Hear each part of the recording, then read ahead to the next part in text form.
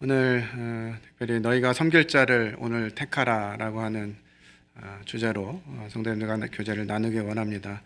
먼저 우리 로마서 12장 1절과 2절 말씀을 함께 읽도록 하겠습니다. 성경을 찾으셔도 좋고요. 앞에 있는 PPT를 보셔도 되겠습니다. 짧은 말씀이니까 다 함께 읽도록 하겠습니다. 로마서 12장 1절과 2절입니다. 함께 읽겠습니다. 시작. 그러므로 형제들아, 내가 하나님의 모든 자비하심으로 너희를 권하노니 너희 몸을 하나님이 기뻐하시는 거룩한 산 제물로 드리라. 이는 너희가 드릴 영적 예배니라. 너희는 이 세대를 본받지 말고 오직 마음을 새롭게 함으로 변화를 받아 하나님의 선하시고 기뻐하시고 온전하신 뜻이 무엇인지 분별하도록 하라. 이 말씀은 저희가 너무 자주 듣고 또 많은 분들이 하시는 말씀이어서 굉장히 익숙한 말씀입니다만 저희들의 삶 가운데 실제적으로 잘 이루어지지 않는 또 말씀 가운데 하나인 것 같습니다. 사도 바울은 이제 로마서 1장부터 11장까지 하나님의 교회가 어떤 복음의 기초 아래서 진행되어야 되는지, 율법으로 되어지지 아니하고 예수 그리스도의 은혜로 되어지는 복음을 설명한 이후에 이제 12장부터는 그렇다면 그 은혜를 입은 성도들이 어떻게 살아가야 하는지를 기록해 주고 있습니다. 그 12장 첫 번째로 사도 바울은 이 부분들을 시작하면서 하나님의 모든 자비하심으로 너희를 권한다라고 기록하고 계십니다. 이미 은혜의 복음, 하나님께서 이방인이었던, 약속도 없고 권한도 없고 아무런 자격도 없었던 이방인들에게 이 은혜의 복음이 전해졌다라고 하는 말씀들을 계속 해오셨기 때문에 사도 바울은 강력한 어조로 명령할 수도 있었을 거예요. 너희는 이렇게 해야라, 이렇게 얘기할 수 있었을 텐데 사도 바울은 그렇게 기록하지 아니하고 하나님의 모든 자비하심으로 너희를 권한다, 이렇게 기록하고 있습니다. 이 말씀의 근간에는 우리가 어떠한 자인지를 다시 한번 생각해 보게 됩니다. 주님이 우리를 구원하셨기 때문에 우리는 당연히 하나님을 위해서 살아야 되고 우리는 그럴 만한 자격이 또 그럴 만한 준비가 되어 있는 사람인 것처럼 생각할 수가 있죠. 그러나 우리를 부르신 이 하나님 부르심 앞에 우리가 마땅히 하나님께 드릴 수 있는 자인가 하는 부분들을 생각해 보게 됩니다.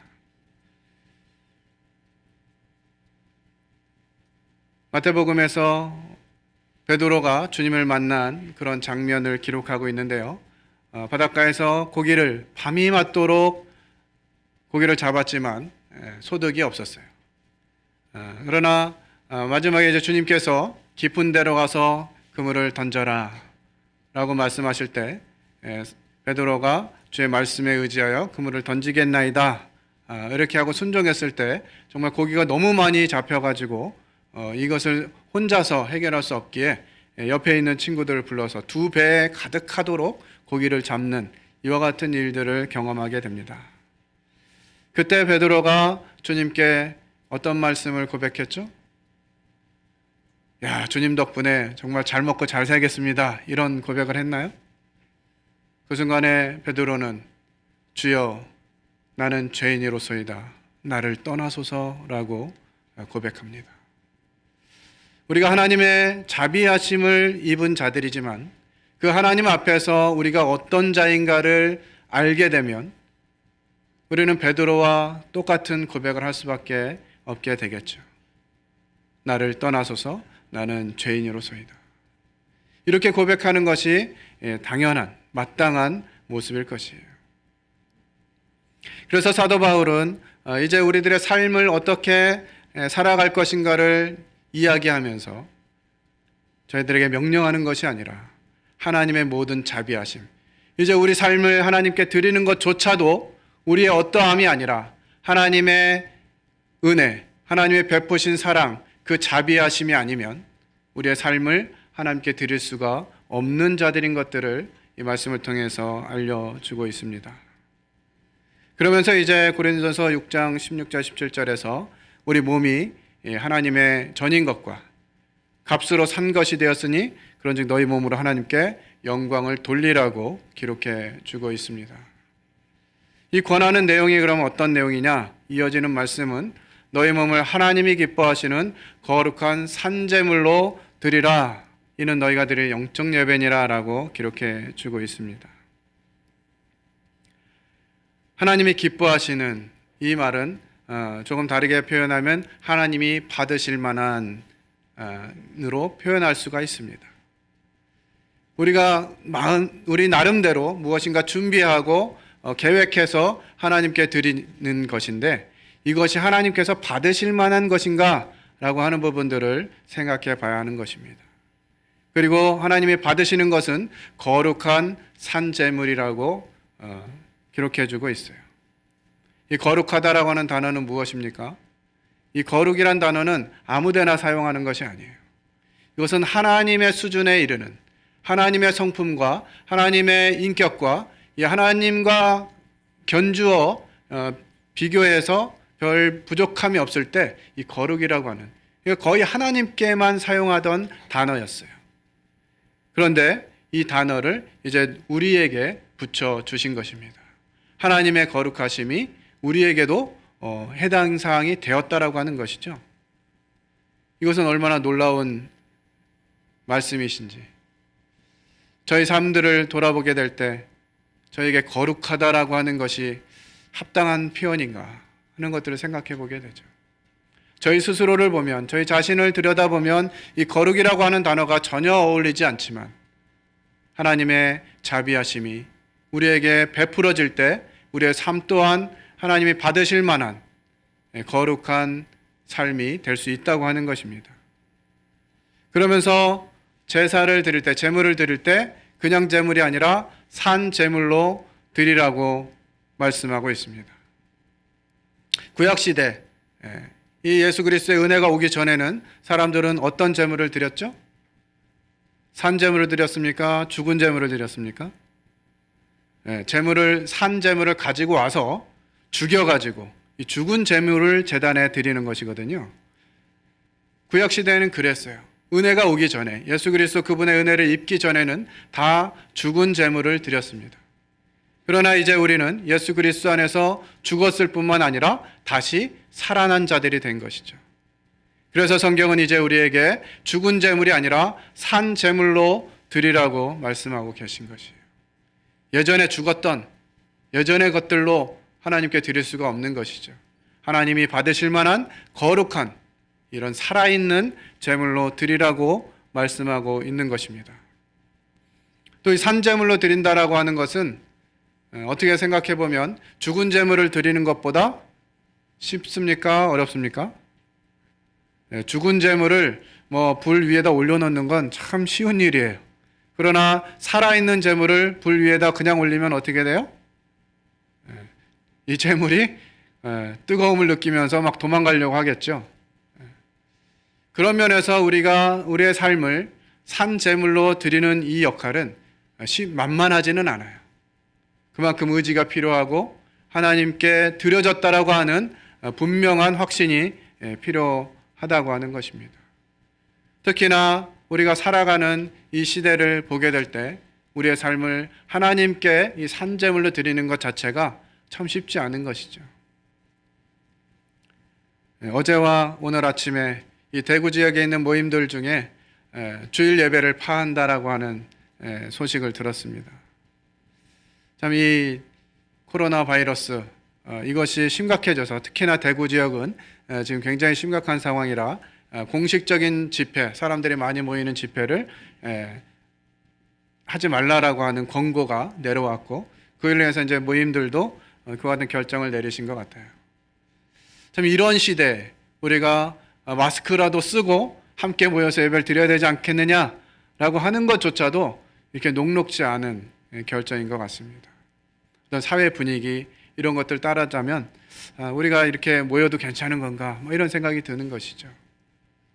이러한 선택, 이러한 드림, 이와 같은 것들이 바로 이 산제물로 드리는 이와 같은 삶과 연계해 볼 수 있는 것 같습니다. 이어서 2절에는 이제 너희는 이 세대를 본받지 말라라고 기록하고 있습니다. 이 세대가 어떻길래 이 세대를 본받지 말라고 말씀하고 있을까요? 이 세대라고 하는 단어는 영어 표현으로 보면 조금 더 명확해지는데요. The pattern of this world예요. 그러니까 이 세상에 살아가는 양식, 모습, 이와 같은 걸 본받지 말라라고 하는 것이죠. 우리가 살아가고 있는 이 세상은 하나님이 다스리는 세상이 아니죠. 곧 그 때가 오겠지만 지금은 사단이 공중의 권세를 잡고 살아가는 이런 시대에 우리가 살고 있는 것입니다. 이때 사단은 이 세상 사람들이 살아가도록 어떤 양식을 만들어 놓은 것이에요. 에베소서 2장 2절에도 우리가 잘 알고 있는 말씀입니다. 너희가 전에는 이 세상 풍속을 좇고 할 때 이 세상 풍속이라고 하는 단어는 the ways of this world예요. 이건 뭐냐? 이 세상에 사단이 만들어 놓은 길입니다. 세상 사람들이 이렇게 살아가도록 사단이 길을 한 가지만 만들었어요. 그래서 the way라고 기록하고 있는 것입니다. 사단은 할 수만 있으면 하나님을 떠나서 하나님을 등져서 또 하나님을 대적해서 살아가도록 하는 길을 이 세상에 만들어 놓았어요. 우리가 그것을 알지 못하고 있으면 세상 사람들이 살아가는 방식대로 살아가게 되는 것입니다.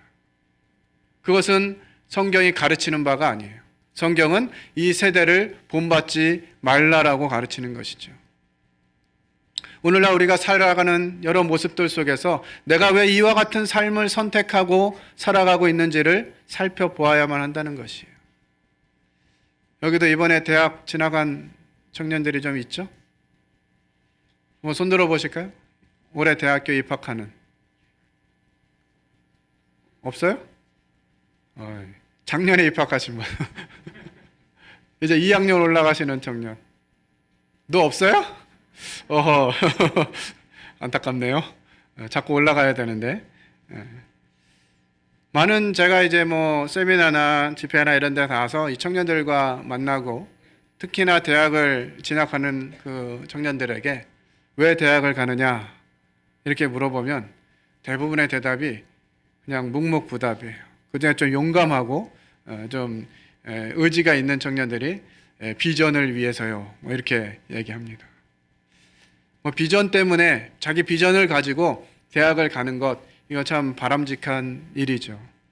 그러나 오늘날 우리나라에 대학을 진학하는 학생들의 대다수는 대학을 왜 가죠? 대학을 왜 가요? 대학은 나와야 그래도 밥은 먹고 살 거 아니야? 이런 생각 때문에 가요. 그런 생각이라도 하면 괜찮은데요. 그것도 생각을 안 하는 것이에요. 그러다 보니까 대학을 가긴 가는데 어떤 목적으로 갑니까? 어떤 상황으로 대학을 진학하죠? 자기 소질에 맞춰서? 자기 적성에 맞춰서? 자기 비전에 맞춰서 대학을 진학하나요? 뭐에 맞춰서 가죠? 점수에 맞춰서. 적성도 필요 없고, 내 재능도 필요 없고, 일단 들어가고 보자. 이래가지고 내 성적에 맞는 대학을 들어가요. 그러니까 어떻게 합니까? 들어가서 4년 동안 공부를 굉장히 열심히 하죠. 적성이 안 맞으면 공부도 하기 싫어집니다. 그래서 대학 4년 동안 열심히 한다고 해가지고 졸업을 하는데, 졸업을 하면 전공을 살리는 퍼센테이지가 얼마나 될까요? 자기 전공대로 직장을 가신 분 여기 한번 손 들어보세요. 나 전공해가지고 그 전공으로 지금 직장생활을 하고 있다. 이런 분 몇 분 안 돼요. 불과 한 10%나 20%나 될까? 전공을 불문하고 대학교로 졸업할 쯤 되면 진로가 거의 결정되죠. 뭐 하겠다고? 공무원 하겠다고. 전공을 불문하고 공무원 하겠대요. 그러니까 공무원 경쟁률이 막 200대 1, 300대 1 되는 거 아니겠습니까? 이렇게 지금 세상이 흘러가고 있는 것이에요. 그런데 성도들이, 그리스도인들이 그 흐름 가운데 들어가 있으면서 그들과 전혀 다르지 않게 세월을 보내고 있다는 거지. 여기 본받지 말라 이 말은 do not conform이에요. 이 컨펌이라는 단어는 순응하다 이런 뜻입니다. 그러니까 이 세상이 흘러가는 모습, 이 세상이 가지고 있는 양식, 또 이 세상 사람들이 가는 길, 그 길에 순응하지 말라는 것입니다. 사단이 만들어 놓은 그 길을 가지 말라는 것이에요. 마태복음 12장에 보면 43절로 45절에 이제 귀신이 들린 사람이 있었는데 이 귀신을 쫓아냅니다. 근데 이 귀신이 돌아다니다가 갈 데가 없으니까 더 악한 귀신을 데리고 와가지고 그 사람이 들어가요. 그랬더니 그 사람 나중 형편이 전보다 더욱 심하게 되느니라 이렇게 말하면서 그 뒤에 뭐라고 기록하고 계시냐면 이 악한 세대가 또한 이렇게 되리라 이렇게 기록하고 있어요. 세상은요 이 방식을 포기하지 않습니다. 우리가 때로 이렇게 하면 안 되겠구나 하는 마음으로 마음을 이렇게 해가지고 내가 이 세상 사람들 하는 대로 하면 안 되지 라고 하는 마음을 한번 먹었어요. 그러면 그 마음이 계속 마음에 머물러지면서 세상이 거슬러지든가요? 그렇지 않은 거예요. 한번 마음을 먹었다가 다시 세상의 흐름에 따라가게 되면 상황이 어떻게 돼요? 더 세상에 깊이 들어가게 됩니다. 이런 일들이 반복되다 보면 이제 그리스도인으로 살아가는 것보다 세상에 살아가는 것이 훨씬 더 쉽고 편안해지게 되는 것이에요. 그러니까 세상 사람들과 사는 것이 세상 사람들과 같이 사는 것이 이상하지 않은 것이죠.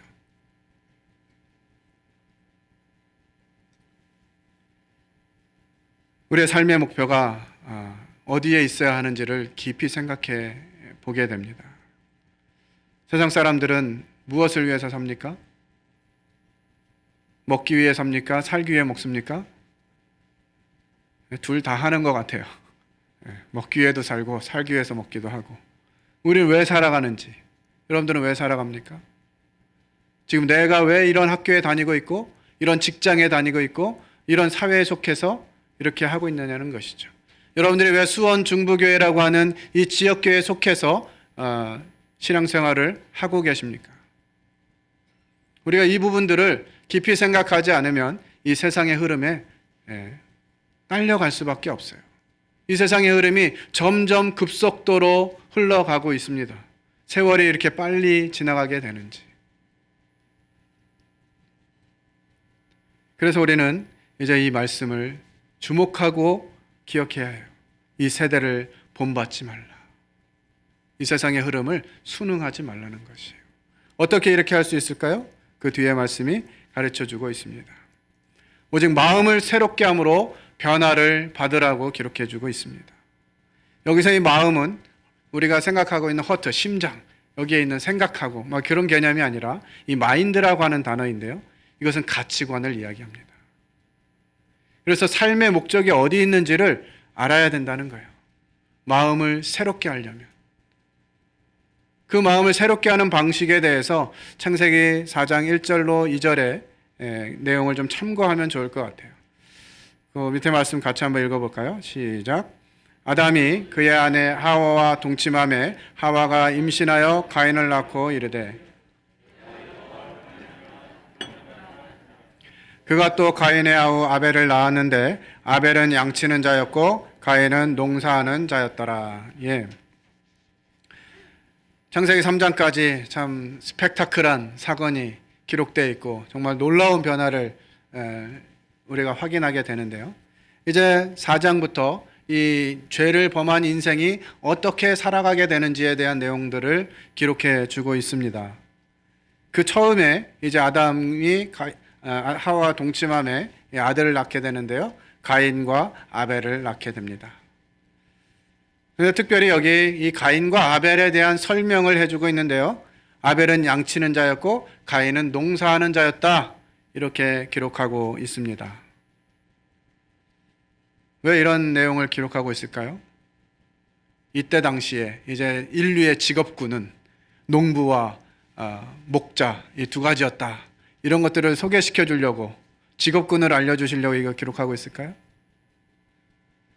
이 말씀은 인류가 시작되면서 두 부류의 삶으로 나타나고 있다고 하는 사실들을 우리에게 보여주고 있습니다. 가인은 농사하는 자였어요. 아벨은 양치는 자였습니다. 자, 가인 농사를 왜 집니까? 농사를 왜 지었을까요? 네? 농사를 왜 지었습니까? 이 마스크를 한 거는 대답을 안 하시려고 하신 건 아니죠? 농사를 왜 짓습니까? 그렇지요. 예, 먹고 살려고. 먹고 살려고 짓는 거예요. 우리가 직장을 왜 다닙니까? 먹고 살려고. 그러면 이제 가인처럼 되는 거예요. 농사는 누굴 위해 짓는 겁니까? 나를 위해서 짓는 것이에요. 그러니까 가인이라고 하는 이 삶을 나타내고 가인이라고 하는 사람을 소개하면서 농사 짓는 자다라고 표현하는 것은 자기를 위해 사는 사람이라는 부류를 알려주고 있는 것이에요. 우리가 직장을 다니는 이유 가운데 그냥 먹고 사는 것이라고 생각하시면 우리는 가인처럼 살고 있는 것입니다. 그렇다면 아벨은 양치는 자였다고 했는데요. 아벨은 양을 왜 쳤을까요? 왜 양을 길렀을까요? 먹고 살려고요? 이때 당시에는 양 먹는 시대입니까? 안 먹는 시대입니까? 이때는 양을 먹는 시대가 아니에요. 고기는 언제부터 먹었어요? 노아 홍수 이후에 하나님이 이 살아있는 그 동물들을 먹을 것으로 주셨거든요. 그러니까 그 이전에는 고기를 먹질 않았어요. 식물만 먹었어도 다 되었습니다. 그렇기 때문에 양을 친다고 하는 건 먹고 살기 위한 게 아니에요. 그러면요? 양털 깎아가지고 따뜻한 옷 입으려고. 근데 이때는 어때요? 그렇게 추운 양털 옷을 입을 정도로 추운 그런 환경이 아니었죠. 노아의 홍수 전까지는 이 온 지구가 23도, 22도, 23도를 유지하는 그런 온도였어요. 여러분들 22도, 23도면은 저희들 한 5월 달 날씨 뭐 이 정도 되는데 거의 양털옷 입고 다니면 땀 나겠죠. 그러면 이 양털 깎아 가지고 이렇게 하려고 했던 것도 아닙니다. 그렇다면 왜 양을 쳤을까요? 돌보기 위해서. 그러니까 왜 양을 돌봐요? 양을 친다라고 하는 개념이 이제 양을 돌보고 뭐 양을 먹이고 양을 뭐 키우고 이런 의미인데요. 이 양을 쓸모가 어디에 있었겠어요? 무엇에다 썼겠어요? 그렇습니다. 하나님께 제사를 드리는 일 외에는 쓸 데가 없어요, 양이. 그냥 뭐 젖을 짜가지고 우유를 좀 먹었을 수 있을지는 모르겠습니다만 이 시대에 양에 소용되는 곳은 하나님께 드리는 제물밖에는 없다는 거예요. 그러니까 이 양은 누굴 위해서 치는 거예요? 하나님을 위해서 치는 것이에요. 이와 같은 모습이죠. 농사를 열심히 지어서 자기를 위해서 살 것이냐, 아니면 하나님이 기뻐하시는 일들을 위해서 내 삶을 드릴 것이냐 하는 것이죠. 한 가지 질문을 생각해 보게 됩니다. 아벨은 농사를 안 지었을까요? 아벨은 농사 안 지었을 것 같으세요? 제가 생각할 땐 농사 지었을 것 같아요. 왜? 농사 안 지면 어떻게 먹고 살아요? 먹고 살아야 되잖아요. 아, 물물교환? 양 키워가지고 가인한테 좀 곡식 좀 받아가지고 뭐 이렇게 할 수도 있었겠지만 제가 생각할 때는 아벨도 농사를 지었을 것 같아요. 같이 농사를 짓지만 어떤 사람은 농사 짓는 사람, 어떤 사람은 양 치는 사람으로 소개가 되고 있는 것이죠. 우리의 삶의 목표가, 삶의 방향이 이래야 된다고 하는 것입니다. 내가 가인과 같은 삶의 목표를 가질 것인가? 아벨과 같은 삶의 목표를 가질 것인가?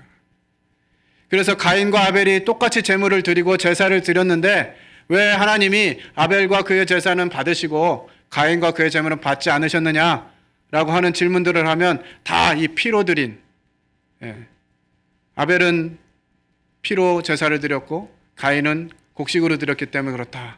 뭐 이런 이제 설명들을 많이 들어왔는데요. 뭐 그것도 틀리진 않습니다만 가인과 그 제물을 받지 않았다 그랬잖아요.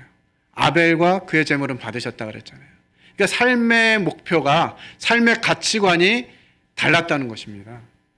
아벨은 자신의 삶을 하나님을 위한 것으로 알고 삶을 드렸어요. 그러나 가인은 자신을 위해서, 그저 먹고 사는 일을 위해서 삶을 살았던 사람이에요. 하나님의 은혜는 누구에게 부어졌습니까? 오히려 아벨보다 가인에게 부어졌어요. 그렇지 않습니까? 아벨은 돌 맞아 죽었는데요. 가인은 자기가 이 살인한 것 때문에 온 동네를 다 돌아다닐 때 만나는 사람마다 자기를 죽일 것이다. 이런 두려움 가운데 살았단 말이죠. 그런데 그 가인에게 어떤 은혜가 베풀어졌습니까? 하나님이 가인에게 표를 주셨어요. 누구든지 너를 만나는 사람마다 너를 해치지 못하게 하겠다. 오히려 더 많은 은혜가 부어진 사람은 가인인데, 가인은 그럼에도 불구하고 자신의 삶의 방향을 바꾸지 않았어요. 여전히 자기를 위해서 사는 삶을 살아간 것이죠. 그래서 이 창세기 4장 1절과 2절에 가인과 아벨의 모습은 어떤 삶의 가치관으로, 어떤 삶의 목표를 가지고 살아가는가 하는 것들을 우리에게 보여주고 있습니다. 우리가 지금 대학을 다니고 또 직장을 다니고 가정 생활을 하고 이런 모든 과정 가운데 우리들 삶의 가치관이 어느 방향에 있는지를 살펴보아야만 하는 것이죠. 그래서 이 가치관을 가지고 변화를 받는 것입니다. 하나님을 향해서 내 길을 정할 때 우리의 삶이 변화되게 되는 것이에요. 나를 위해서 살 것인가? 이것을 포기하고 하나님을 위해서 살 것인가? 이것을 결정하게 될 때 우리들의 마음이 변하게 되는 것입니다. 여전히 나를 위해서 살아간다면 그 삶은 하나님이 기억지 않으시는 그런 삶이 될 것이에요. 그러나 하나님을 위한 삶, 하나님께 드려지는 삶을 선택한 사람들은 그들의 마음과 삶이 변화되게 되는 것이죠. 그렇게 되면 이제 하나님의 선하시고 기뻐하시고 온전하신 뜻이 무엇인지 분별하라고 다음 말씀에 기록해 주고 있습니다.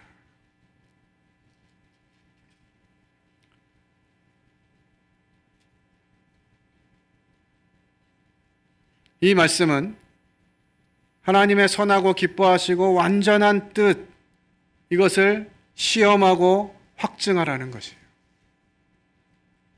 하나님의 뜻이 거기에 있는지 알아보라는 것입니다. 우리 삶의 선택 가운데 그와 같은 일들이 자주 오게 됩니다.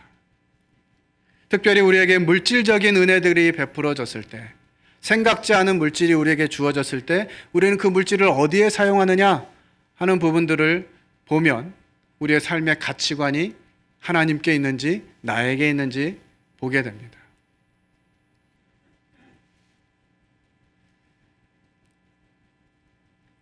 작년 1월 달에 저희들 어린이 캠프를 진행하면서 이 강화도에서 이제 어린이 캠프를 했는데요. 그 캠프장에 이제 들어가는 비용도 좀 많고, 캠프장에 갔더니 그 루지 썰매라고 하는 썰매를 타면 좋겠다 하는 이런 의견들이 나왔습니다. 근데 그 루지 썰매 타는 비용만 거의 10,000원, 8,000원에서 15,000원까지 이렇게 들어가는 그런 상황이었어요. 주님이 이 일들을 함께 준비하는 형제자매들과 함께 기도하면서 이 일을 어떻게 하실지 주님이 공급하시지 않겠느냐라는 마음으로 기도하면서 시작했습니다. 그 기도하는 과정 가운데 주님이 저희 가정에 물질을 좀 일부 주셨어요. 생각지 않은, 저희 딸이 이제 고등학교 2학년 때였는데 학교에서 이렇게 추천을 해주셔가지고 그 장학재단으로부터 한 160만 원 정도의 이 장학금을 받게 됐습니다. 자매와 기도하면서 주님이 우리에게 이와 같은 물질들을 주시는 데는 주님이 사용하라고 하시는 데가 있지 않겠느냐 하면서 이제 주님께 뜻을 구하고 이 중에 일부를 이 캠프를 준비하는 일에 헌신하게 했습니다. 그리고 나서 이제 기도하는 가운데 또 생각지 않은 어떤 형제님을 통해서 100만 원이라고 하는 이 연보가 들어왔어요. 이 정도 되니까 이거 그냥 주님이 그렇게 하라고 하시는 거다라는 확신을 가지고 진행을 했습니다. 참 주님은 우리의 필요를 따라서 이와 같은 것들을 공급하시는데 저희 가정에 주님 주신 것이기 때문에 이것을 그냥 자유롭게 저희를 위해서 쓸 수 있는 돈이었죠. 그러나 주님이 이렇게 주시는 데는 다 뜻이 있고 계획하심이 있다라고 하는 그런 마음을 가지면서 진행하게 됐어요. 참 놀라운 것은요, 주님은 우리가 주님께 드리면 그래 잘 받았어 하고 꿀꺽 하고 배 채우시는 분이 아니더라는 거예요. 우리가 적은 부분을 주님께 드렸는데 얼마 지나지 않아서 또 이제 고3이 올라가는 그 시기에 이제 다른 장학재단을 통해서 장학금을 신청할 수 있는 기회가 왔어요. 그래서 이제 그것을 신청하면서 주님이 이것을 되게 하면 주님이 또 다른 계획을 가지고 계실 것이다라는 마음들을 갖게 했습니다. 참 주님이 은혜를 베푸셔가지고 고등학생들을 대상으로 이 생활 장학금을 주는 그런 재단이었어요. 1년간 300만 원을 매달 25만 원씩 이렇게 지원해주는 장학금이었는데 거기에 신청을 했는데 또 주님이 되게 하셨어요. 160만 원 주셔가지고 그 중에 일부를 주님께 드렸는데 300만 원을 주셨으니까 얼마나 이게 남는 장사입니까? 참 주님이 신실하시다 하는 생각을 하게 됐습니다. 그러면 이 또한 더 많이 주신 것은 주님이 더 필요하고 주님이 쓰시고자 하는 데가 있는 것이 아니겠느냐 하는 마음을 주님이 주시는 것이죠. 계속 기도했습니다. 저희 모임에 예배당이 좁아가지고 주일 학생들이 뭐 오후 되면 막 10명, 11명, 12명 이렇게 오는데 아이들이 있을 데가 없어요.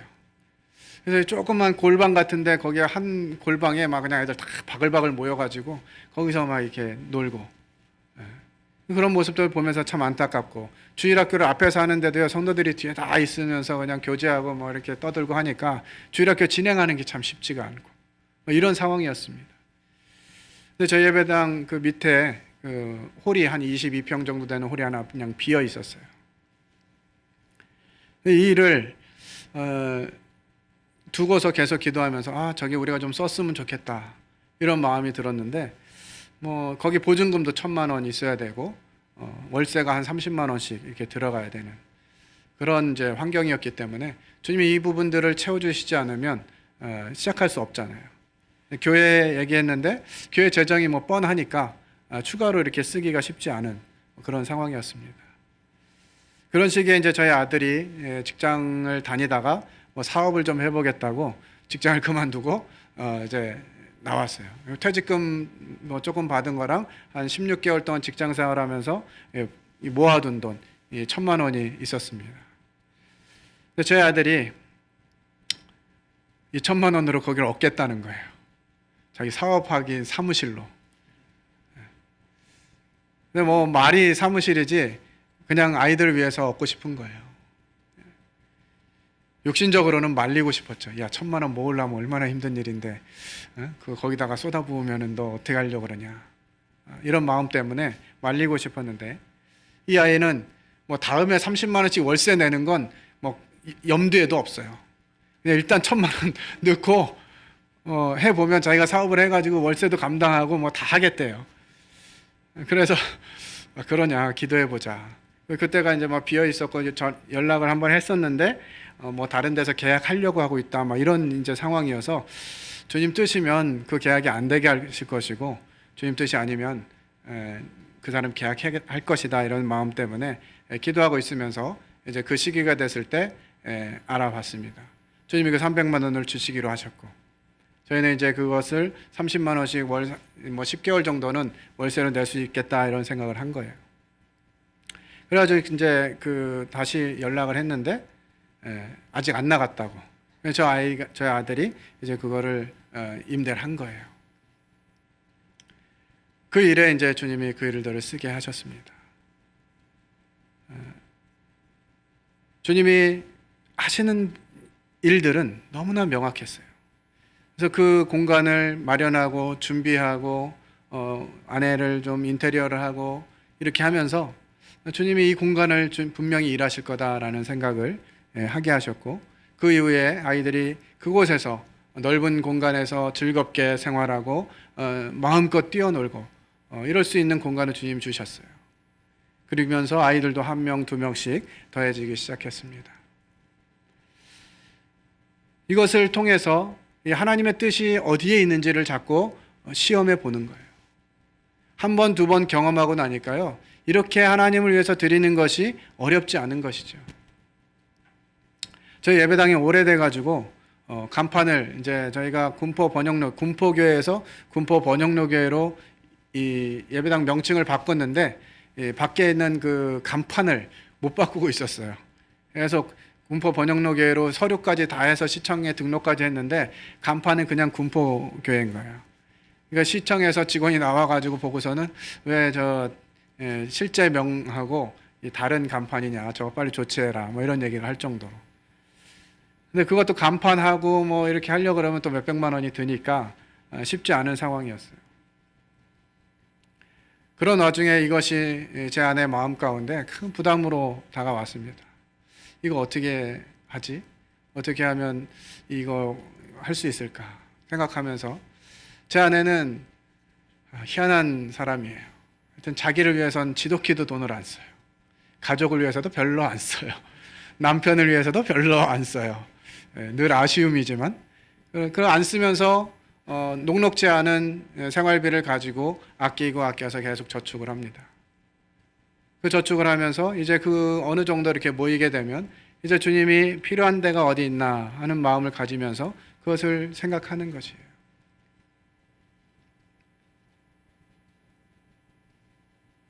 그래서 자매랑 함께 기도하면서 주님이 필요로 하신다면 주님께 드려야지라는 마음으로 저희 예배당에 오래돼가지고 뭐 책상, 의자 이런 것도 굉장히 뭐 10년 이상 쓴, 중고를 사서 10년 이상 쓴 뭐 그런 책상, 의자를 사용하고 있었고요. 밖에 이 간판 뭐 이런 하는 일들이 있었는데, 이게 이제 뭐 교회 재정이나 선조들이 뭐 이렇게 녹록지 않으니까 쉽지 않았어요. 그 일을 위해서 주님께 드리자라는 마음으로 해서 들어가던 적금해 놓은 것들 이런 것들 이제 깨가지고 그 일을 하게 하셨습니다. 한편으로는 조금 남겨가지고 좀 맛있는 것도 먹고 좀 옷도 사주고 뭐 이러면 좋겠다 하는 마음이 드는데 홀랑 다 그냥 그거를 주님께 드렸어요. 이런 과정들을 겪으면서 저희들의 가정의 생활이 궁핍해졌을까요? 주님 그렇게 하지 않으세요. 저희가 궁핍하지 않도록 하나님은 제 아내에게, 또 제 아내가 몸이 좀 불편하기 때문에 밖에 나가서 뭐 힘쓰고 뭐 이런 일 못하는데 제 아내에게 재택근무할 수 있는, 하루에 4시간씩 일하면 어느 정도 생활을 할 수 있도록 이 급여가 나오는 그런 일을 또 주셨어요. 그러니까 하나님이 하시는 일은 너무 정확하신 거예요. 한편으로 좀 아쉽기도 합니다. 좀 돈 많이 주는 직업을 좀 주셔가지고 좀 넉넉하게 하면 좋을 텐데 딱 그렇지를 않아요. 그냥 딱 한 달 생활하면 딱 끝나도록 주님 그렇게 하시더라고요. 저희들의 삶 가운데서 이런 모습들을 보면서 저희 자녀들이 동일하게 배우는 것 같아요. 저희 큰아이가 고등학교를 졸업하고 대학을 가지 않고 공부에 뜻이 없으니 너는 자꾸 대학 가려고 애쓰지 말고 일찍 돈 벌어서 네 갈 길을 가라 이렇게 했는데, 얘가 첫 직장에서 이제 직장 생활을 시작하면서 첫 월급을 받을 때가 되니까 고민을 하는 거죠. 첫 월급 얼마 받는데 이거 받으면 누구랑 밥도 먹고 뭐 옷도 사고 자기가 사고 싶은 뭐도 사고 막 이런 계획을 계속 하고 있더라고요. 그래서 이제 아들을 하루는 불러놓고, 야, 너 하나님께 기도하면서 그거 생각하고 있는 거냐? 하나님이 네 물질을 어디다 쓰면 좋겠는지 말씀하실 거야. 기도하면서 좀 결정해라. 네가 필요한 거 사는 것도 좋은 일이지만 하나님이 어디다 쓰면 좋을지도 한번 고민해 보면 좋겠다. 이렇게 얘기를 했는데 며칠 있다가 이제 아들이 12시가 다 돼가지고 막 자려고 하는데 왔어요. 아버지 결정했어요. 뭘 살려고 결정했는데 그랬더니 첫 월급은 주님께 드려야 되겠어요. 이 얘기를 하더라고요. 그래서 조금만 드리면 안 되겠냐? 너 이제 네 용돈도 써야 되고 차비도 내고 그래야 되는데 첫 월급이니까 다 드려야죠. 그러더라고요. 그러면 한 달간 또 용돈하고 차비는 누가 줘야 돼요? 제가 줘야 되잖아요. 한편으로는 속이 쓰리면서 야 그래도 좀 남기고 드리면 좋을 텐데 이런 마음을 가졌지만, 아이를 격려하면서 너는 정말 아버지보다 낫다. 아버지는 첫 월급 타서 그렇게 하지 못했는데, 단 아버지는 중학교 돼서야 주님을 제대로 알았지만 너 어릴 때부터 하나님 알았잖아. 너는 아빠보다는 좀 나아야 돼. 뭐 이렇게 얘기하면서 잘했다고 격려했어요. 저에게 이런 물질들이 주어질 때마다 이와 같은 모습들을 보고 자란 아이들은 이제 물질이 생기면 어떻게 하나님께 드리는 것이 좋은 것인지를 배우는 것입니다. 계속 그렇게 해왔는데 자신들의 필요가 채워지지 않은 적이 없거든요. 그렇게 뭐 궁핍하게 살지 않은 것 같아요. 아이들이 원할 때 원하는 부분들 뭐 해줄 수 있었고, 뭐 다 주님이 공급하신 것이지만 그렇게 해온 것 같습니다. 이런 과정들을 통해서 하나님은 하나님을 위해서 살고 하나님께 드리고 그 삶의 가치관이 하나님께 있는 사람들을 책임지시는구나 하는 것들을 알게 되는 것이죠. 전도서의 말씀에는 너는 내 떡을 물 위에 던져라 여러 날 후에 도로 찾으리라 하는 말씀을 주고 있습니다. 하나님 우리에게 떡을 주시는 것, 우리에게 물질을 주시는 것은 하나님의 필요를 채우라고 하는 것이죠. 물론 우리가 먹고 사는 일에 하나님 주신 것을 가지고 기쁨으로 사용하는 것도 합당합니다만 그 지나치게 세상의 흐름과 같이 제가 이렇게 뭐 직장 생활도 하기도 하고 뭐 이러면서 보험하는 친구가 있어가지고 거의 뭐 20년 전이었던 것 같습니다. 보험하는 친구가 내 뭐 생활을 설계해주겠다고 찾아왔어요. 그러면서 이제 결혼 생활을 하고 아이를 낳아서 시집장가를 보낼까지 돈이 얼마나 드느냐 뭐 이런 얘기를 해주는데 20년 전에 한 명 키우는데 1억 뭐 2천만 원인가 들더라고요. 아무리 계산을 해봐도 1억 2천만 원이 답이 안 나오는 거예요. 우리 집은 애가 셋이나 되는데 그러니까 지금 시대로 환전하니까 지금은 아이 1인당 한 3억 정도가 든다고 그러더라고요. 시집장가 보낼 때까지. 그러니까 애 셋을 시집장가 보내려면 한 10억 있어야 되는 거예요. 이게 답이 나옵니까? 제 머리로 계산하고 제 삶으로 계산해가지고는 답이 안 나오는 거예요. 그래서 주님이 이런 같은 필요들을 보게 하시고 때가 되면 채우실 것이라는 것을 알게 되는 것이죠. 걱정할 일이 없는 거예요. 저희 큰딸이 이제 올해 대학을 진학을 해가지고 이제 대학 생활을 하게 해주려고 보니까 이게 규모가 아예 다르더라고요. 고등학교 때하고는 이게 뭔가 달라요. 뭐 돈을 한 번 쓰면 그냥 몇백만 원 써야 돼요. 뭐 기숙사도 마찬가지고, 뭐 생활하는 것도 마찬가지고, 이게 답이 없어요. 지금 계산해 보니까 이게 이제 얘한테 어떻게 이거를 다 채워줄 수 있을 것인가 고민이 됩니다. 그러나 이 또한 하나님 채우실 것이라는 생각이 들어요. 하나님이 하나님의 때에 하나님의 방법으로 채우시겠죠. 그러기 위해서 우리가 취해야 될 태도가 있는데요. 그것이 바로 레위기 11장 9절에서 11절의 내용들을 통해서 좀 살펴보겠습니다. 다 읽기보다는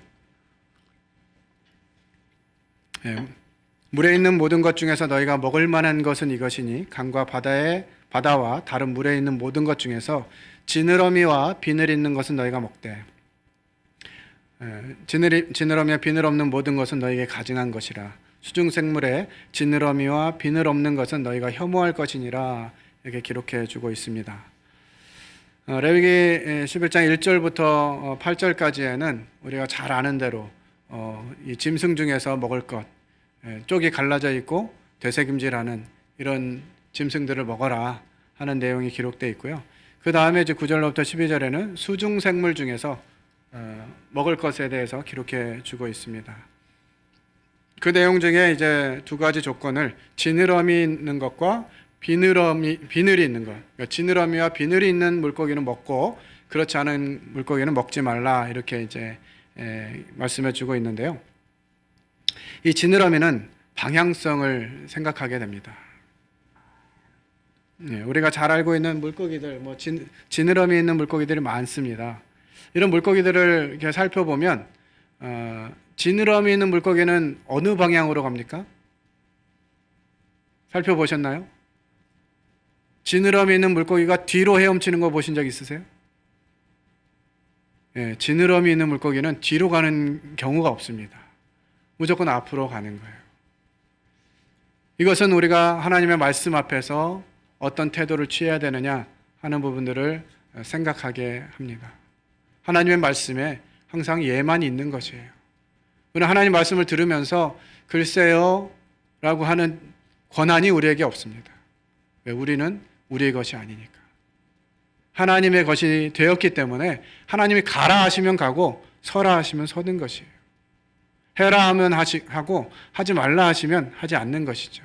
이것이 바로 지느러미가 가진 방향성입니다.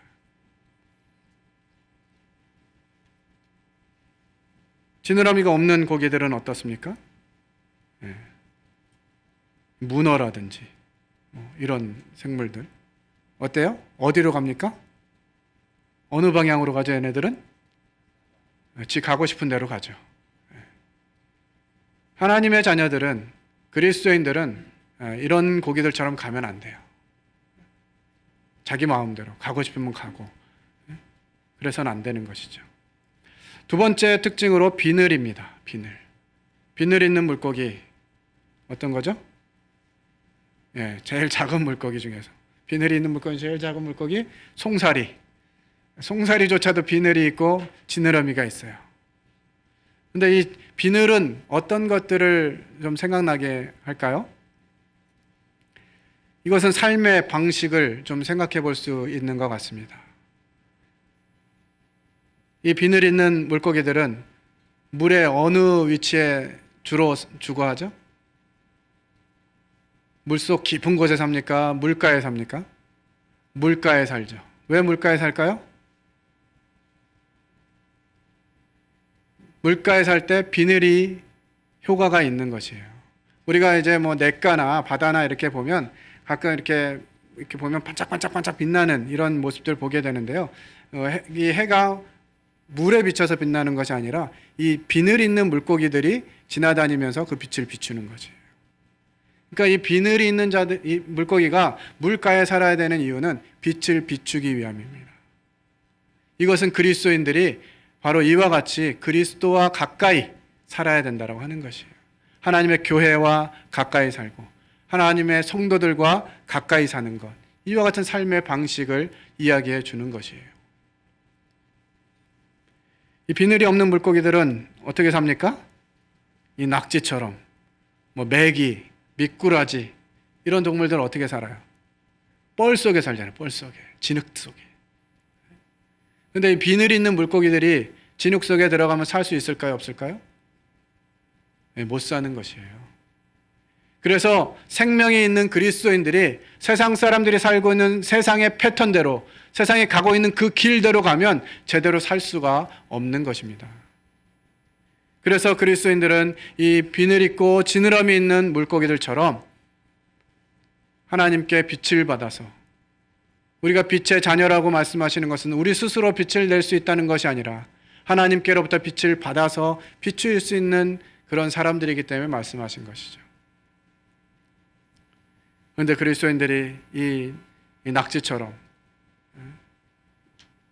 이런 미꾸라지나 메기처럼 이 뻘 속에 처박혀가지고 여기가 하나님이 계신 곳인지 안 계신 곳인지도 분간도 못한 채 그렇게 살아갈 수 있잖아요.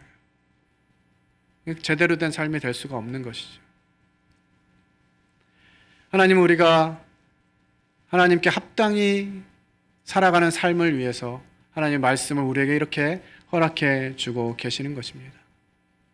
우리는 이와 같이 지느러미와 비늘을 가진 물고기들처럼 살아가야만 해요. 이런 일에는 이제 우리의 결심과 다짐이 필요합니다. 우리 여호수아 24장 14절로 15절 함께 읽도록 하겠습니다. 자, 함께 읽겠습니다. 시작. 그러므로 이제는 여호와를 경외하며 온전함과 진실함으로 그를 섬기라. 너희의 조상들이 강 저쪽과 애굽에서 섬기던 신들을 치워버리고 여호와만 섬기라.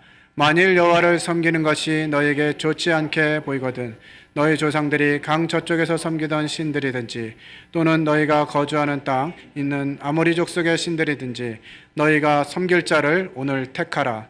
오직 나와 내 집은 여호와를 섬기겠노라 하니. 오늘 처음 시작할 때 너희가 섬길 자를 오늘 택하라 라는 제목으로 나누기로 말씀을 드렸습니다. 예수 그리스도 그분이 우리를 구원하시고 우리에게 베푸신 자비를 생각하면서 우리의 삶을 하나님이 기뻐하시는 거룩한 산 제물로 드려야 하고, 이제 그와 같은 방식에 있어서 마음을 새롭게 함으로 변화를 받고 하나님의 선하시고 기뻐하시고 온전하신 뜻이 무엇인지 분별하는 이와 같은 과정들이 필요한데요. 그 과정 가운데 가장 중요한 선택, 아벨의 삶을 우리는 묵상하는 것입니다. 내 삶의 목적이 어디에 있는가? 내가 누구를 섬길 것인가? 내 삶의 방향은 어떤 방향으로 갈 것인가?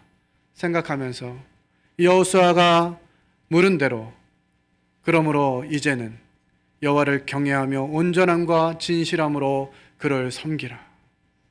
광야에서 방황하고 헤매이던 그 삶 가운데서 요단강을 건너서 이 가나안 땅에 들어온 이 백성들을 향해서 여호수아는 너희가 섬길 자를 오늘 택하라라고 우리에게 권면해 주고 있습니다.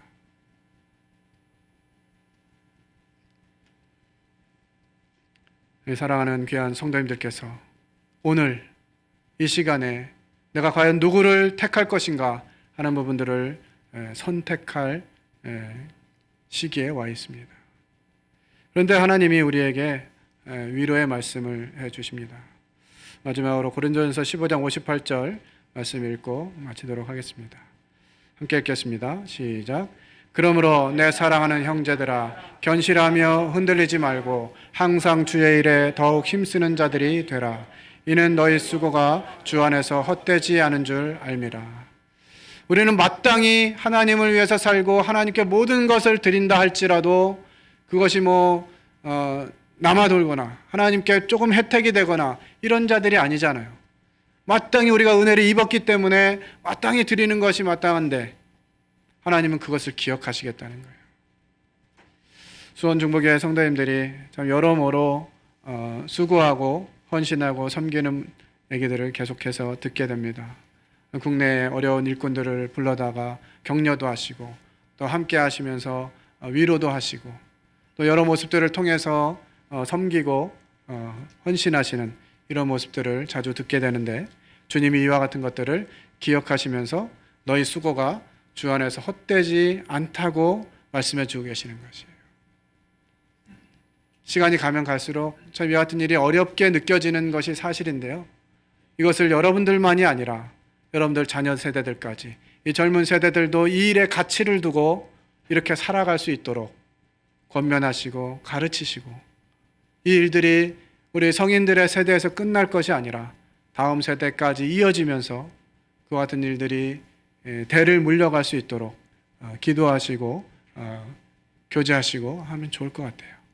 오늘 오후에 이제 학부모 간담회를 하게 될 때 이와 같은 부분도 좀 교제하기를 원하는데, 우리들의 신앙이 여기서 멈추는 것이 아니라, 우리들의 섬김이 여기서 멈추는 것이 아니라 계속해서 우리 자녀들의 세대, 그 다음 세대, 그 다음 세대까지 계속해서 이어질 수 있도록 기도해 주시고 함께 해 주시기를 부탁을 드립니다. 이상으로 말씀 마치겠습니다.